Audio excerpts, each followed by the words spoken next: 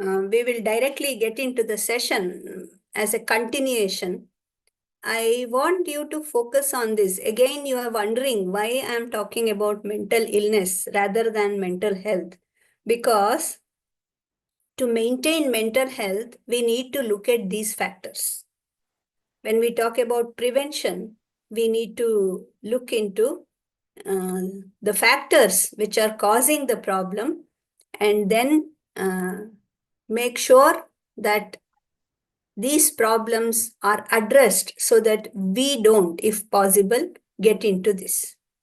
Now, this screen is visible to you, or should I go for full slideshow mode?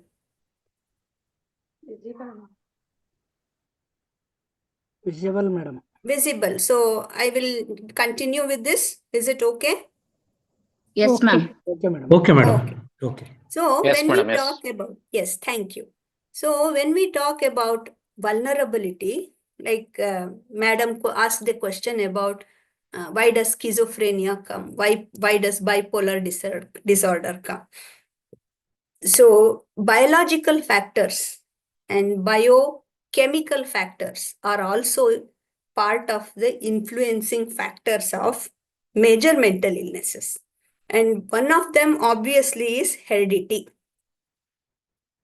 If both parents have major mental illness, then chances of children getting that major mental illness is almost 50%. If one of the parents has a major mental illness, the chances of a child getting mental illness is about 25%. So, heredity does play a role in some of the mental illnesses. But we cannot say that all mental illnesses come due to heredity. That is not true. Some mental illnesses do have a lot of genetic loading.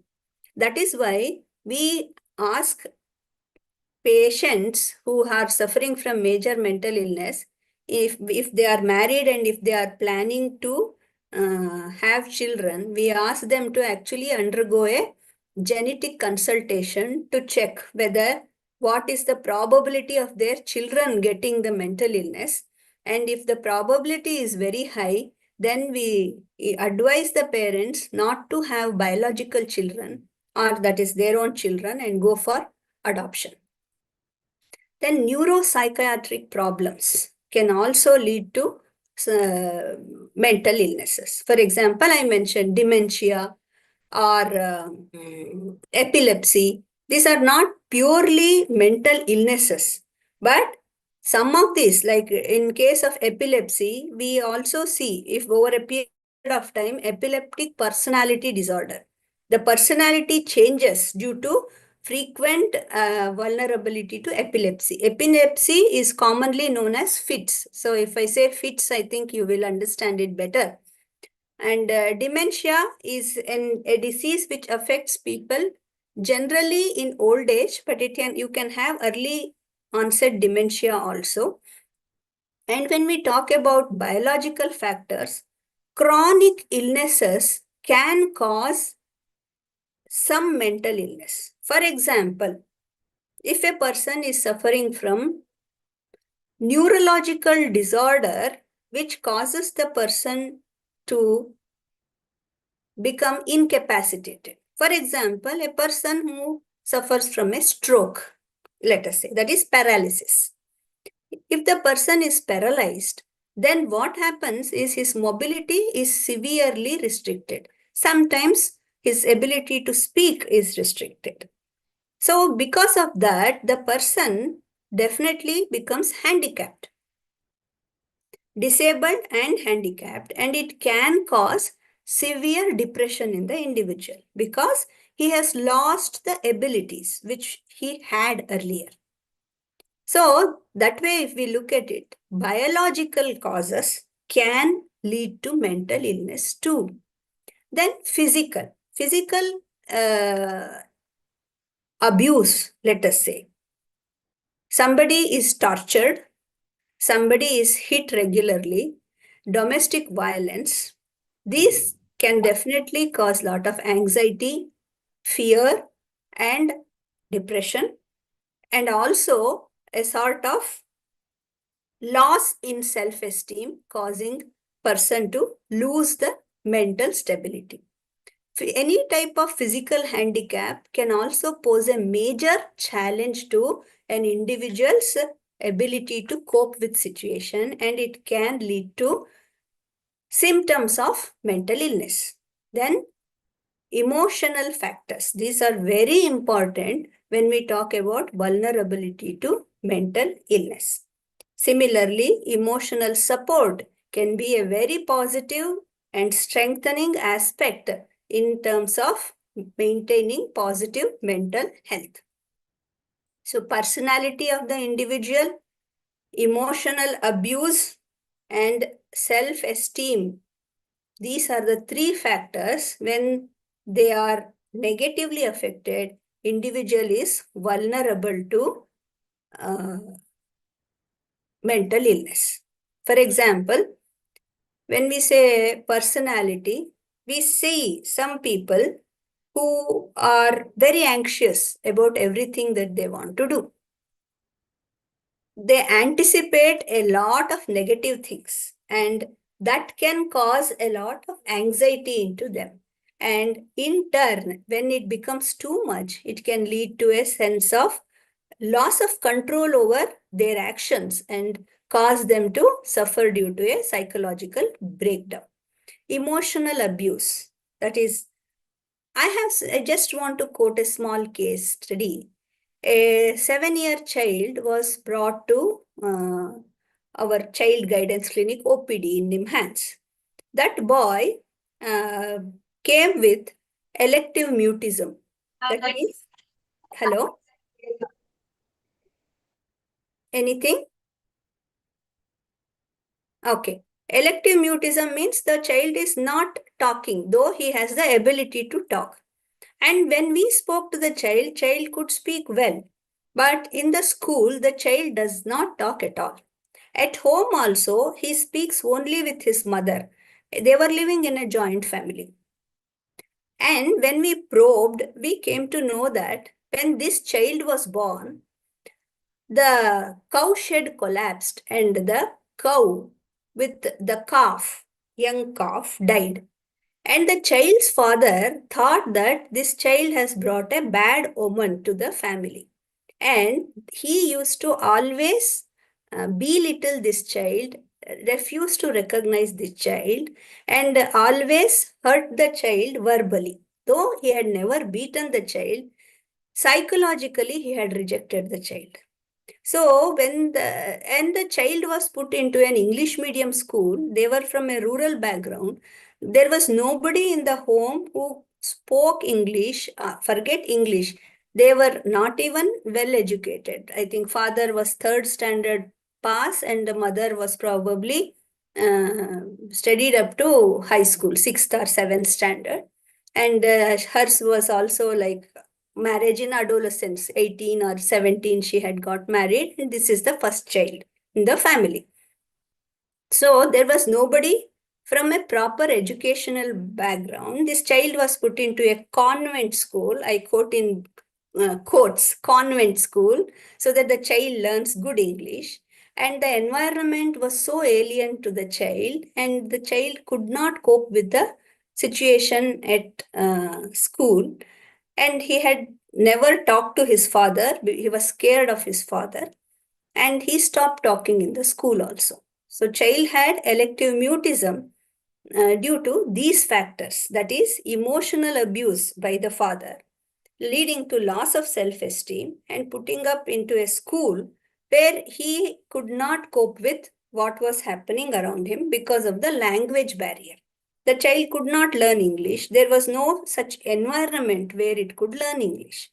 And finally, we had to address it with the child, with the family. We called the father. It was very difficult to convince him that the child in no way was responsible for falling off the roof of the cowshed or the death of the cow and the calf. Though he denied all those things, we knew that in his heart he believed that this child was unlucky. So this type of emotional abuse. And if you see in many marriages also, many women are body shamed as to, even otherwise, physically handicapped or body shamed. In our language, if we look at people, some people are given names like Kariya, Kempa. Kariya is what? A person who is dark. Okay, Kempa is someone who is fair, probably. And then Kunta, Kuruda, we don't even think whether we should use such prefixes to people. Kunta is one who is lame. Kuruda is blind. Now we call people by those names without even realizing. Keppa, we say, for hearing impaired. They are all derogatory, but we don't even think when we call people like that. So it can cause a severe emotional stress. And people are body shamed because of their body weight, obesity. So all these factors affect the way they think about themselves. So self-esteem, poor self-esteem can lead to being very hurt and being very sensitive, and that can lead to breakdowns later on in life. And the fourth important factor is our environment around us. When we talk about mental illness, one of the major things we look at when we look at treatment and uh, rehabilitation, we look at the family. How far family can help or how far the family is a hindrance to recovery. In many cases, the family themselves play a major role in the breakdown of the children due to expectations, due to pressures, exerting pressures, due to conflicts, due to fights, due to abuse in the family. And the society, when I say society, the expectations of the society in terms of adherence to the expected norms. When I talk about honor killing, societal expectation about caste, creed, religion, the societal expectation about compliance to religious codes. You all have seen youngsters who fall in love. They don't think of society. They don't think of norms. They don't think of what is appropriate, inappropriate. And that can cause a major problem to the children as well as parents.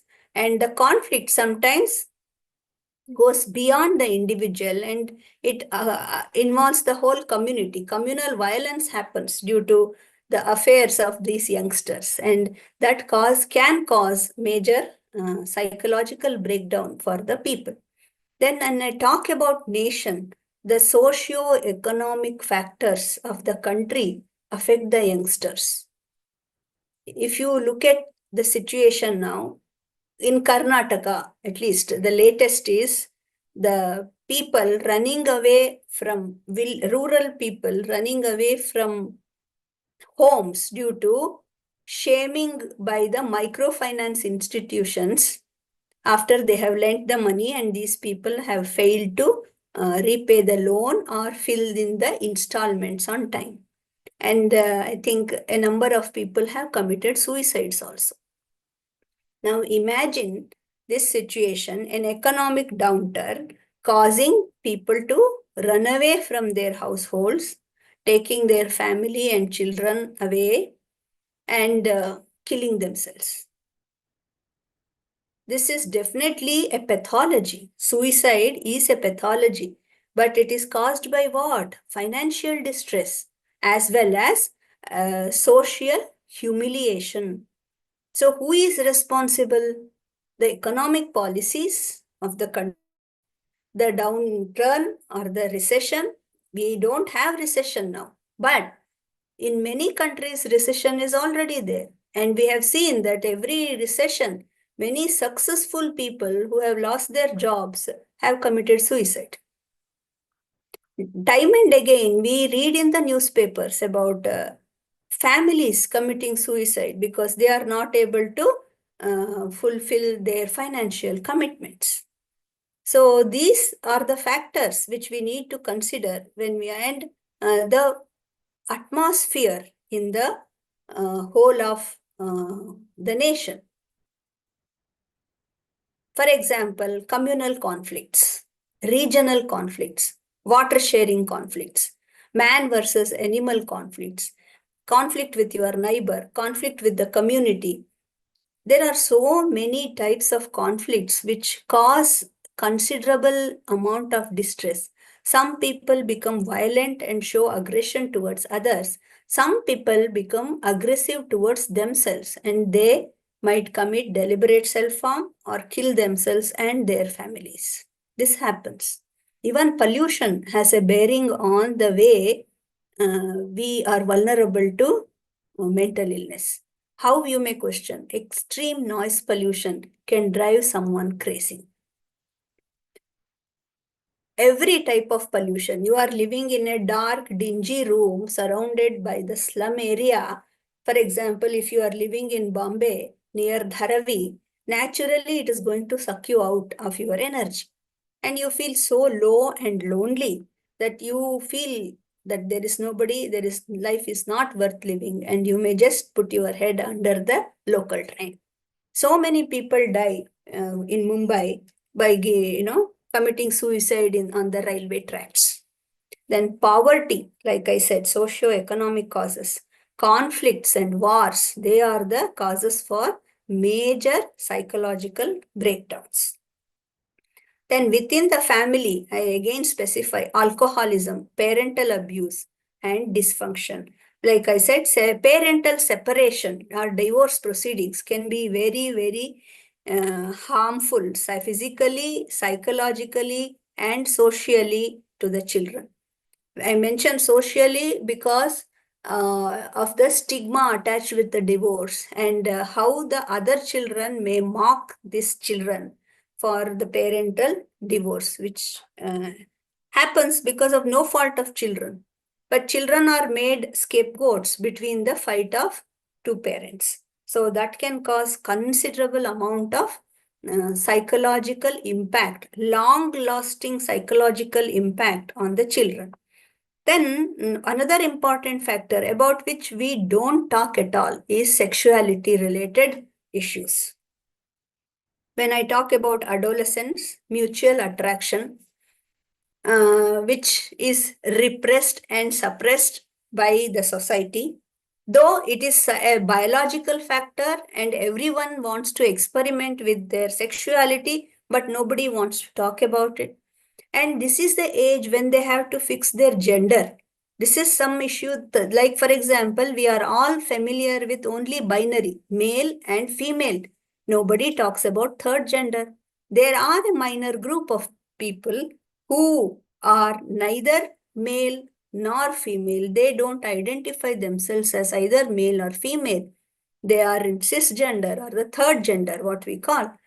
Of course, their union is not recognized by law, but homosexuality is no more criminalized as per Indian Penal Code of earlier days or Bharatiya Nyaya Samhita. So, but awareness about sexuality, the way in which we have to deal with our sexuality is not dealt at all. There is a taboo around the topic, and everybody gets their information about sex and sexuality only through peer group or through social media or through some sources which are not at all scientific or valid information. So these type of wrong notions and wrong ideas come in the way of how teenagers respond to their own sexuality and sexual display among others. So this can cause considerable amount of stress. For example, we see a psychiatric condition called Dhart syndrome. That is basically when youngsters get night emissions, they don't know what it is. They get scared and they start showing the symptoms of a syndrome where they start feeling weak and incapable of performing their day-to-day tasks also, because they feel that they are losing their semen and they don't know that it is a natural phenomena, and because of that They suffer from extreme anxiety as well as fear of losing their potency. And this causes considerable amount of distress leading to a psychiatric diagnosis. So that is a culture-specific syndrome which is seen in India. So sexuality is also a major factor when we are dealing with adolescents. And most importantly, as teachers, we must know that substance abuse, I mentioned earlier also, tobacco, alcohol, drugs, and gaming or mobile addiction. These are the addictions which are posing a big threat to all our children. And usually the children are exposed to these vices during their adolescence by their peer group. Peer group means friend circle. The friend circle, because the adolescents want to experiment, they want to feel that they are like adults, they want to show off, they want to be the macho men and smart women, and they want to try these things because they want to think that they are independent, they are free, and they are spirited enough to try out all these. They are the hep crowd. So these type of uh, beliefs make them to take risk of getting exposed to these substances. You ask from any addict, when did you start this habit? How did you get exposure to it? The first thing they will say is, my friends introduced me. I tried it because of my friends. Some children also say, my father used to drink, so I would taste it from my father's glass. In some families, it so happens that many a times children were sent to arak shops to get the bottles for the father's addiction. So that is also a way in which children got exposed. But generally, it is like the leftover BD, leftover cigarette, leftover drink which the child has tasted.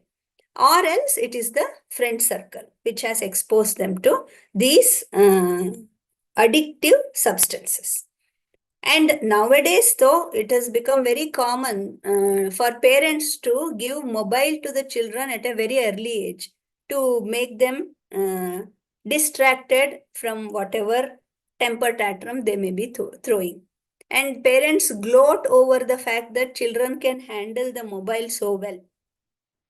By 2 years itself, my child is so adept at handling the mobile. Parents say that with pride. But once the student or once the child starts getting addicted to social media, the same parents will complain, saying that their child is always on the phone, we don't want it to be there, and they struggle to stop the child from getting the phone all the time. So these are the things. Sometimes it is the family itself which has initially encouraged these type of activities.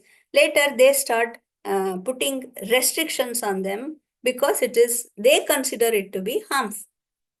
So these are some of the vulnerability factors which hamper mental health, and they can lead to psychiatric breakdowns. So now we will come to an important factor when we are talking about mental health. That is a term which we are all familiar with. It is called as the health epidemic of the 21st century. That is stress. A survey by Sigma Corporation in 2019 indicated that 82% of Indians, that means all of us, almost 82% of us, are reported to be suffering from stress. And the COVID pandemic, it worsened the scenario. So what is stress? Stress is an emotional response to a trigger, any external trigger. It could be internal also. Psychological stress is a normal human reaction to everyday pressures. So stress is not something we cannot call stress as abnormal. In fact, there are types of stress. They call it as eustress, distress, and stress. Okay. Stress is supposed to be good for our better performance, because when we are stressed, the adrenaline level rises up. We are ready for fight or flight or withdrawal, all three. Okay. So these help us to, in fact, perform better. We are charged when we are stressed, and we are challenged. And when we are challenged, we give our best, and the output will be very good. When there are deadlines, we struggle to meet the deadlines, and in that endeavor, we give our best. You all might have noticed this. When is your best performance coming? Only when you are tested severely, only when you are challenged enough. If there is not much challenge, then you don't feel the stress, then your output is also not that good. For your best output, you need to give your best effort. You give your best effort only when you have stress. But unfortunately, when the stress becomes too much, you get overwhelmed. And when you get overwhelmed, that is when the problems begin. So stress can be short-term or long-term, depending on whether the cause is temporary or ongoing. For example, you are preparing for a NAC visit. It's going to be probably 1 year preparation or 6 months preparation. And if you are made the coordinator, it is 3 months preparation or 1 year preparation probably. So that time, it is a limited period. You know that you have taken the responsibility and you will work towards it with your team. But if it is a chronic illness of, let us say, your parents or your partner or yourself, it could be any of these factors, then constantly you have to deal with all other challenges along with having to be a caregiver or a sufferer of a chronic illness. So there is already a ongoing long-term challenge for you. So that becomes a stress which is continuous. And on top of it, when you get other things, your ability to cope with it becomes limited. That is when you start feeling the negative effect of the stress. So stress has many dimensions, many components. One is physiological, emotional, behavioral. We also have cognitive also. Stress also has a cognitive, physiological, emotional, and behavioral component. For you to just understand it, if you are put under pressure, first thing you will notice when you are stressed is that maybe your heartbeat will increase, your blood pressure will increase, you may start sweating, you may feel a little hyper excited, energetic. At the same time, your tongue may go dry also, or your body hair may get aroused. These are all what? Physiological reactions. Emotional reactions. Am I going to be able to handle this? How am I going to do this? Is it becoming too much for me?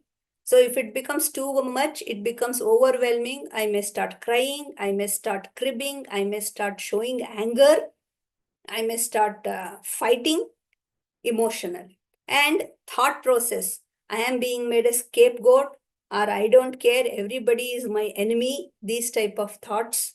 Then behavioral component, that is showing aggression or showing withdrawal. And also all these factors will have a consequence. So when we are under stress or duress, and we, instead of responding, we start reacting. And when there is a reaction, like a physics common equation says, every action has an equal and opposite reaction. When we are stressed and we shout, definitely we get something in return, which is a shout, not definitely a patient answer. So the consequence will be on human relationships. So now let us have this activity. I want you to start telling me what are the common causes for stress?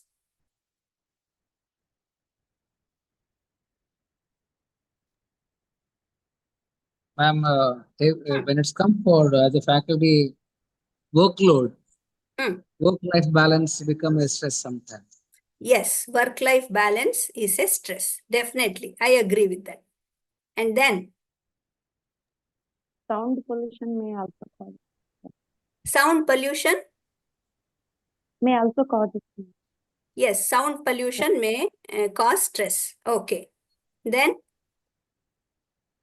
Madam, parents pressure, madam. Parental pressure. Okay. Financial problems. Financial problems. Yes. Okay. That's good. More expectation, madam. More expectation and unfilled situation. Okay. Okay. Traffic jam, ma'am.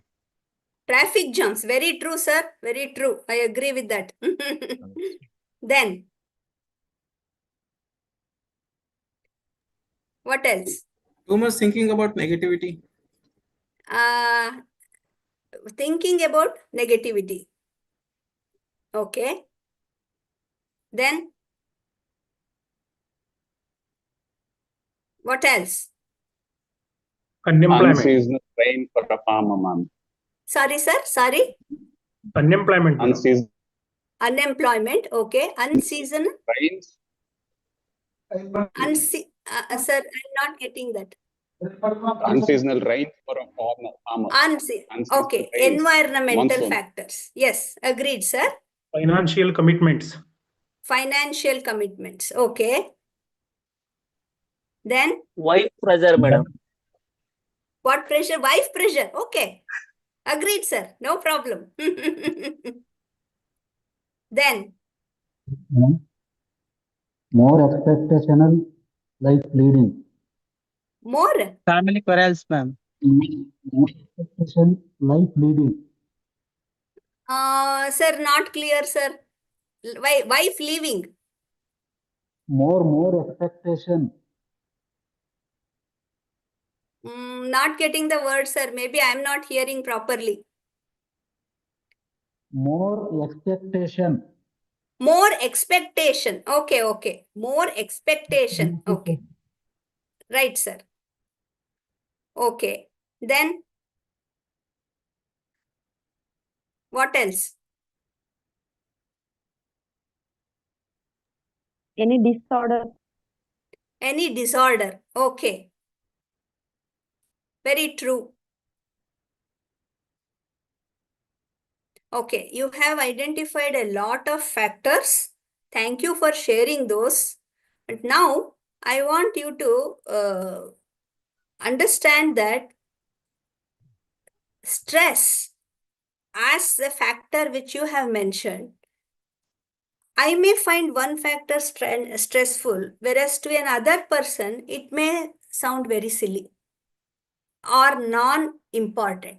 For example, wife leaving home or a quarrel or an unexpected monsoon, it is something which affects that particular individual or a group of individuals. For example, monsoon failure or excessive rain is of a major life or death, do or die type of an economic condition for a farmer.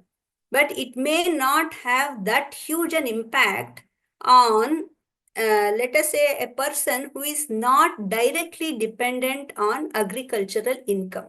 Do you agree with that? Yes, ma'am. So, the stress that a farmer faces in the face of failure or excess of monsoon may not be a stress factor for someone who is not affected by it. Wife leaving the house or quarrel in the family may not be something which is easily relatable to a Swamiji who has taken sannyas. So, if we look at that way, the stress for one person may not be stress for another. But yet, we cannot say that my stress is more, your stress is less. Because for the person who is undergoing that type of stress, that is huge, that is big. So that is something that we need to keep in mind when we are talking about stress factor and how it affects the people. Now I want to share a small YouTube video with all of you.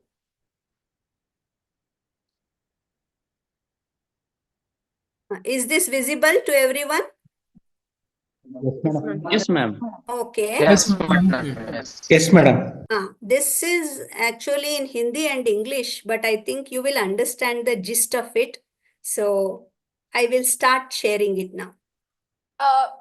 Good morning, ma'am. My name is Apala Mishra and I'm doing medical. और ma'am जब से मैं यहाँ पे आई हूँ बहुत सारे ups and downs आए हैं. कॉन्फिडेंस कभी एकदम लो हो जाता है, बहुत प्रॉब्लम होती है.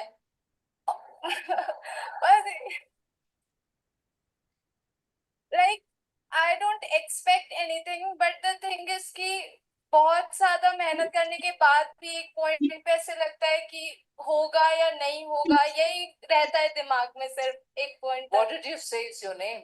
Apala Mishra. Apala, first of all, the fact that you're able to stand up and say this.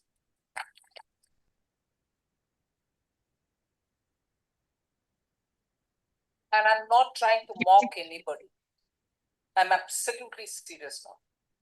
I'm not trying to mock anybody. But the moment Apala highlighted this as a challenge for her, how many of us felt, at least she asked that question, I didn't. Yeah? So you, Apala, have no reason to feel ups and downs. Look at how many of them who didn't ask that question. You had the courage to ask. I'm tense. I'm so... No, you should be the last person to be tensed. Yeah, you're getting up to say, look, ups and downs. The moment you have recognized ups and downs, that's half the bridge crossed. I'm honestly telling you. I'm honestly telling you. And if I were to be closer to you now, I would have given you a huge hug. Honestly. Let's all understand. Life is never going to be without ups and downs. Oi, boys. Yes, let's get. You don't want answers? Good afternoon, ma'am. Wait a minute. Come on. I've not finished the answer I'm giving Apala. But that answer is important for you all also. Don't pretend you don't have ups and downs. The typical boy mentality, no? I don't have any of this. Is so girly. And it is they who have the biggest ups and downs who pretend, oh no, none of that. None of that. The answer that is being given to Apala is more for the boys. Ups and downs you always have in life. You will have more of it, don't worry. But the fact that you recognize it, and the fact you recognize that really drains you down.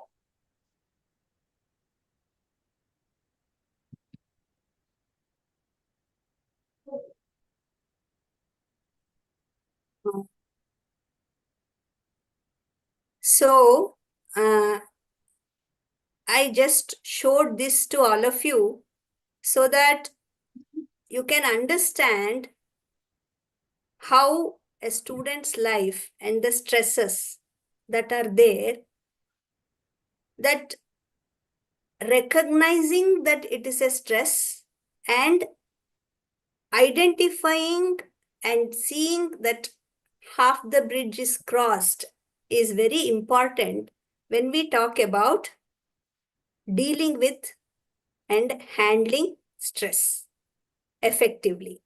So this is the video that I wanted to show you all. as teachers, I'm sure you will be able to immediately recall a number of students who might have undergone similar issues, and they might have come and discussed it with you, or they may not have come and discussed it with you. But as teachers, these are some of the things which we commonly come across. Issues related to studying, the pressure to succeed, the pressure to do well. These are major factors for our students.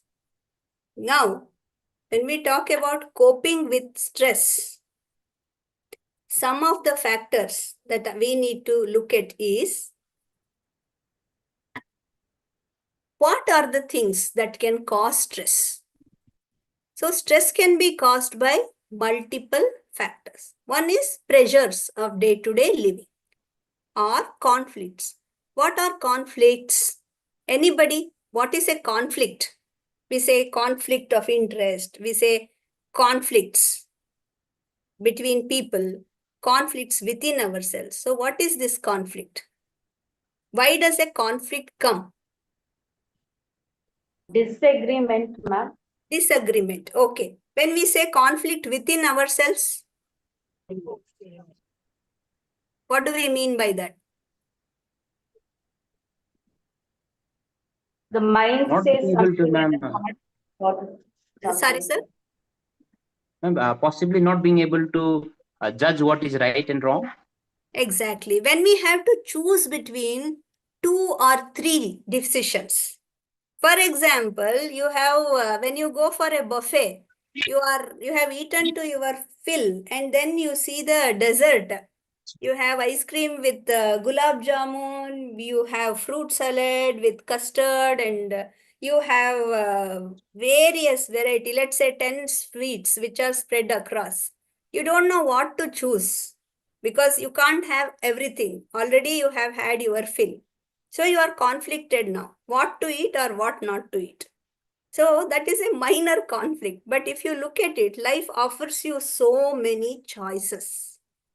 Sometimes there is a saying, choosing between the devil and the deep sea. Both are bad. Both are going to lead to problems only.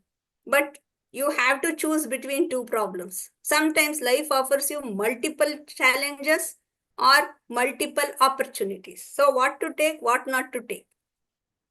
So these are the situations where we are in conflict. So whether to do this or do that. So that conflict can cause a lot of stress. If you look at some things like, for example, the issue of getting married, whether to marry or not itself is a conflict. And once to decide on marriage, whether to accept this proposal or that proposal, that itself is a conflict. And that conflict, till we reach a decision, there is a stress cost, right?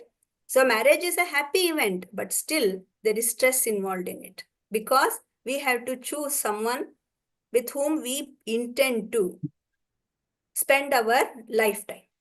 So this way, if we look at it, conflicts are a major source of stress. Then what we call as life events. What are life events? Events which have a major bearing on the life. For example, like I mentioned earlier, marriage, positive event. We have negative events also. Like for example, death of a spouse, death of a parent, unemployment, job loss, financial distress, migration, joining to college, new college, joining to new work, attending an interview, all these where there is a chance for you to shift from one position to another in life. That itself is called a life event. And life events can cause a lot of stress. Then, as we have discussed earlier, chronic illnesses, any type of chronic illness, be it cancer, be it HIV, be it heart disease, be it diabetes, be it hypertension. We say they are all common now. Hypertension and diabetes, everybody has. Everybody has does not mean that it is not stressful. when you are dealing with hypertension or with diabetes or with heart problem or a neurological problem or a lung problem or an orthopedic problem. For example, arthritis. Everybody says, oh, so many people have arthritis now. It's okay, everybody has. That doesn't mean the sufferer is having it easy. They don't. And caregiving for chronic ill patients. That is also highly stressful. If you have somebody with stroke whom you have to look after on a day-to-day basis while attending to all your other activities, that is definitely stressful. Then we have, when sir said, one of the sirs mentioned, daily hassles. Okay. Every day there is little thing that is happening that keeps on building up. And it leads to a constant state of stress. For example, you have class at 9 o'clock and you start from home a little late. So you are late for the class. And as soon as you come in, you see that some students have gone to the principal and complained about you, and the principal is shouting at you. Your day is already spoiled. Then you come to the classroom and then suddenly you receive the news that you are put as in charge of something which you did not want at all, but you feel that you are forced to take it up, and you have to take students for it and make them ready for that particular event. So what happens? It keeps on building up. And in all this morning rush, you have forgotten to have breakfast until afternoon lunchtime. You are going hungry, no tea in between, and one of the lecturers has not come, so you are asked to take that class also. You are hungry, you are irritated, you are late, and you are given that extra job. On top of it, you are asked to take extra class. Naturally, your daily hassle has built up. So likewise, the whole day goes on like this. And when you go back home, let us say you have someone whom you have to take care of. For example, let us say your child has had fever and you have to take the child to the doctor. And there is a long queue in the doctor's clinic. Daily hassle. You don't expect it, but every day one thing or the other keeps happening. And this keeps on building up over a period of time. That is when you start feeling overwhelmed by it. And that overwhelming feeling is when you start feeling that you cannot handle it anymore. And when that becomes too much in every aspect of your work, and sir mentioned work-life balance, you are not able to strike it, then it can lead to something called burnout. You don't feel that you have anything in you to give anymore. So daily hassles are a major source of stress. Then expectations about oneself and others. I must do it so well. Everybody must appreciate me. And I should be the recognized leader in my field. And everybody else should also recognize me. Otherwise, what if I fail? What will others think if I fail? What are others thinking about me? So these are the factors also which can be major sources of stress. So how do we deal with stress is the next point that we need to look at.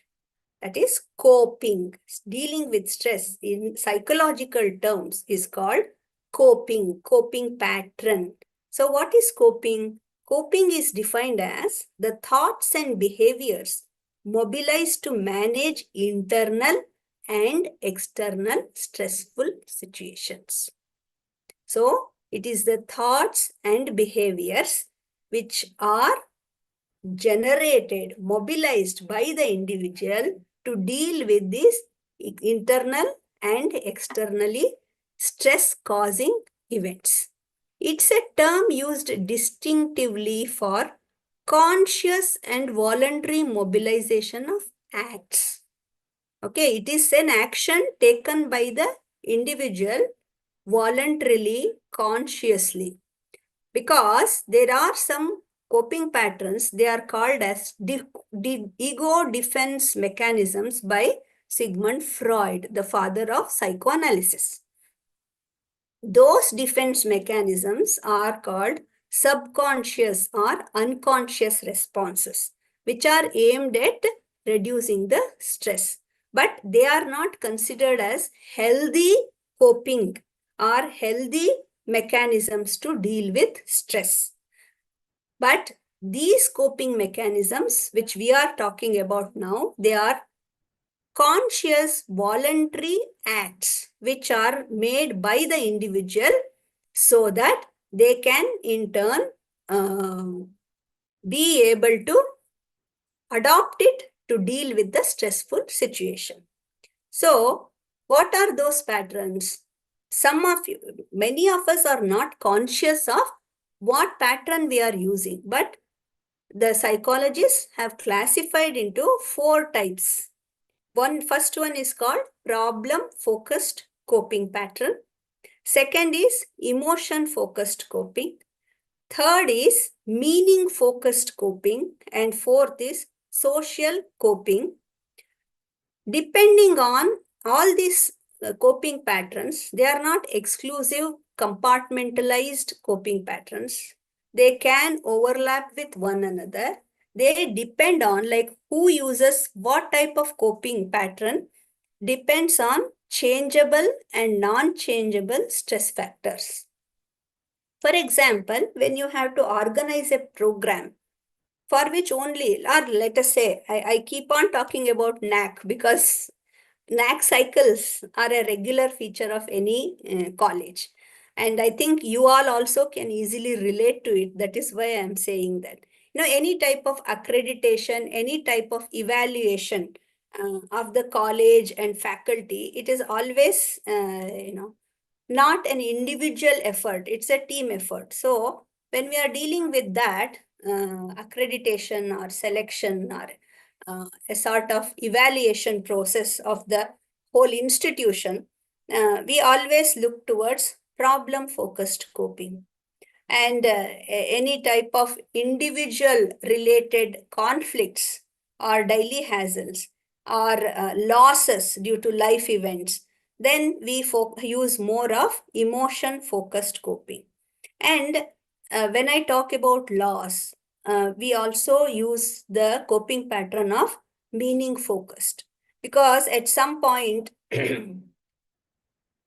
when let us say a very near or dear one is lost due to an accident at a young age, so we start looking at what is the meaning of life. Is there anything worthy of my living? When we have suffered a lot of losses or faced with a situation where, like I'm talking about non-changeable stress factor, like if, God forbid, a person is diagnosed with a chronic illness for which they are not at all prepared, then we start asking questions. Why me? Why did it have to happen now? And is it fair to me? Is the God there? So these type of looking at, is there any meaning in life type of issues, then people focus on meaning-focused coping. And they also require social support seeking coping patterns. So depending on factors which can be changeable and non-changeable, individuals adopt various coping patterns. So now again, I am going to ask you for an exercise. So quickly, 5 of you, if you can share any one coping strategy that you often use. Very quickly, because we have another 20 minutes, I think. Any coping pattern that you can think of,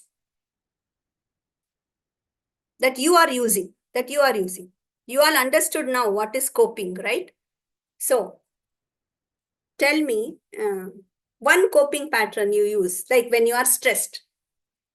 How do you handle your stress, to put it very simply? Quick responses. Yes. I think when I am stressed, I like to be in my happy space. Okay. Like could be spending time alone, or could be the most that I love is dancing. Hmm. I dance. Okay. I am happy after that. Good. So I'm Okay. good. I can get back to anything else later on. So this is Okay. how I cope up with my stress. Thank you. Thanks for sharing. Thank you, ma'am. Hmm. To reduce the negative feelings. Hmm. Yes, sir. Pradeep Kumar, sir. Yes, madam. Reducing the negative feelings. Yes. How do you do that? How do you do that? That's what I want. What you are doing. Okay. Hmm. On the time, Hmm. we have to recollect we recollect positive feelings. Yes, sir. Okay. Counter negative with positive. Positiveness. Yes, madam. Good, sir. Thank you. Thank you, madam. Okay. Hello, Quick, ma'am. I will find out Yes, the ma'am. reason for the stress. Sorry, madam. Can't hear. I will find out the reason for Hmm. the stress. Okay. You start thinking. And, yeah, I will try to solve those all problems. And I Okay. will find out the solution. So you look at problem solving. Yeah. Okay. Thank you. Yes, Ma'am, sir. madam, actually, when I'm stressed, now what I do is I try gathering with the friends and I share my feelings with them. Yes. And Social support. yes, Yes. Okay. thank Good, sir. Thank you. you, ma'am. Madam, Huh. I think about don't about others. Hmm. And hmm. You don't think about others, and that is how you cope with your stress. Yes, madam. Okay. Good, sir. Thank you. I'm playing with kids will Playing also with can reduce the stress.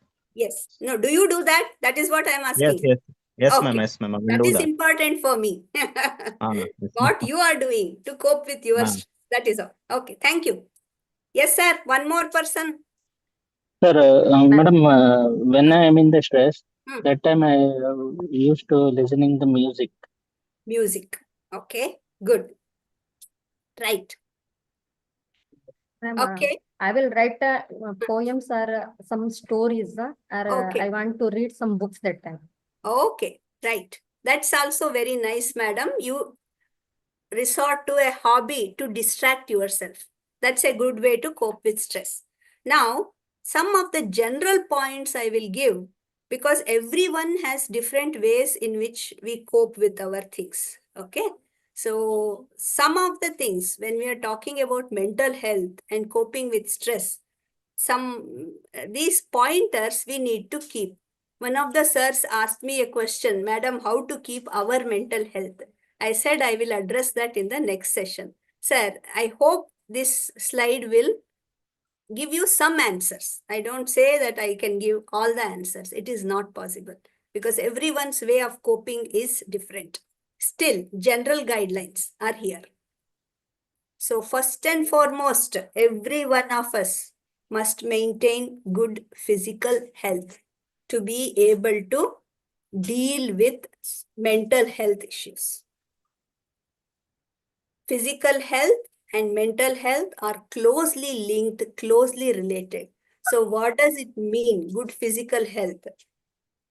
Good eating habits, good sleeping habits, good exercise, and regular work habits, and also maintaining positive relationships around us. That is very important. You skip your lunch, you skip your breakfast, you skip your meals, you skip your sleep, you don't exercise, and you are always involved with work, or you are isolating yourself thinking that you are going to do this, that after retirement. That will not work. You want to do well in life, you need to do well with your body first. Take care of your physical health. And with physical health, that is 4 things. That is eating, sleeping, exercising, relaxing, and maintaining social circle. These factors are very important When these Madam, are going on well, 1 minute, sir, then other things can follow. Yes, sir. Madam, one small question, sir, madam. What is Yes. the role of diet in mental health? Diet is very important because nowadays we are talking about gut health and its relation to mental health, sir. Okay. Good food, proper maintenance of health is very important because healthy mind in a healthy body. Okay. When there is no healthy body, there is no healthy mind. So eating well, eating proper diet. Okay. We are talking about not oily, not excessive of oily, not excessive of spicy, because we are talking about hypertension also, diabetes also, and obesity also. Okay. So good food here, I am talking about balanced, nutritious food. I am not talking about having chicken, mutton, curries and fried items all through and chips and junk. No, not that. I'm talking about healthy food and healthy eating habits. It's not like I will have one healthy, nutritious meal and rest of it I will have junk food. That's not going to work. Okay. I will do all the exercise combined together once in a month. That is not going to be okay also. So everything in moderation is what is expected. And when we have this habit formed regularly, then it will naturally reflect on your mental health. Right? Okay. So next is adequate resources. Now, we don't have control over all the resources. Let us say, ideally, in my college, I must have the smart board. I must have proper computer. I must have access to internet. I must have good teaching infrastructure and building infrastructure and excellent students. Everything is there. If all this is there, adequate resources are there, everyone will be happy to do it. But unfortunately, our resources are limited. Even within that limited resources, how to ensure adequacy? Okay, having that makes a lot of difference in maintaining our mental health also. Okay, then satisfactory social support. Like one of you mentioned, I will talk it with my friends. Okay, we don't confide our problems in everybody, but we have to maintain our social support. How do we maintain it? That means it is always in a relationship, first give and then take. It's not take, and then I will try to give later. That will not work. Then you will be isolated, obviously. So we must build social support. We must build our social network in such a way that we are there for others and they are there for us. So that should be how we must deliberately make sure that we are all social beings. We must learn to live with a positive social network. That is what is required when we have to have mental health. Now, how you may ask, how do I build it? Okay, doing activities together. For example, they say, for a relationship to build over a period of time, we must spend at least minimum 10 minutes with that person in positive interaction. That is what say, for friendships to develop. So if friendship has to develop, you have to spend 10 minutes. If a relationship has to develop, for example, with your spouse or with your children or with your parents, imagine how much time you have to spend. Time in the sense, not simply sitting, but being part of their activity on a regular basis. That is required, whether it is at home or whether it is at workplace. So build your social network in such a way that you have a satisfactory social support. That will help in nurturing the mental health. Then, most important, Madam talked about yoga, meditation, spiritual practices. These are all for what? For awareness of oneself. Knowing one's pluses and minuses, the strengths and weaknesses, playing on our strength, trying to reduce our weaknesses. And knowing that these are our strengths and these are our weaknesses, and making sure that we accept some of these weaknesses and also do not feel intimidated or loss in self-esteem because we have these weaknesses, but how best to overcome it with support from everyone. That is what is required. Otherwise, one of the sirs said, I will stop thinking about what others say about me. Okay. So why are we bothered about others?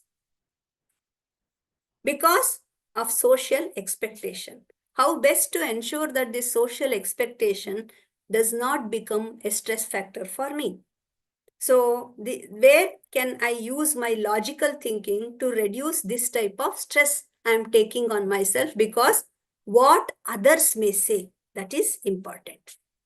Then identify, I mentioned 4 types of coping strategies. So identify what are your coping strategies. That is why I asked you to tell about your coping strategy. That is what you are adopting for yourself.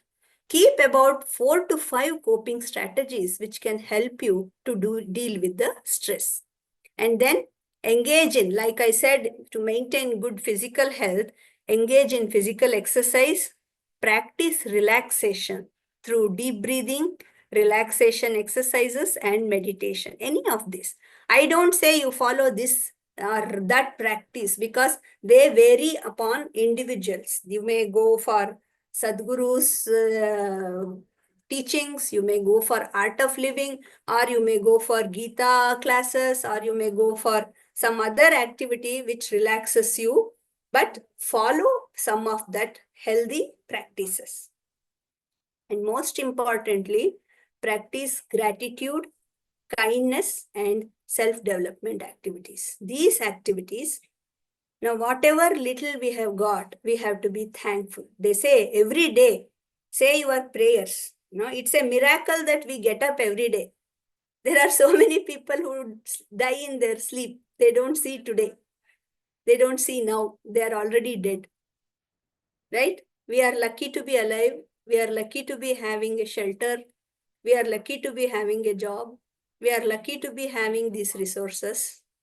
Of course, there have been challenges. I don't say life has been easy for any of us, but we have made it through till today. We will make it through tomorrow also. So have gratitude, have kindness, and continue to develop yourself. That is the way to nurture mental health. Now, when we talk about what we can do with students, how much time do I have now?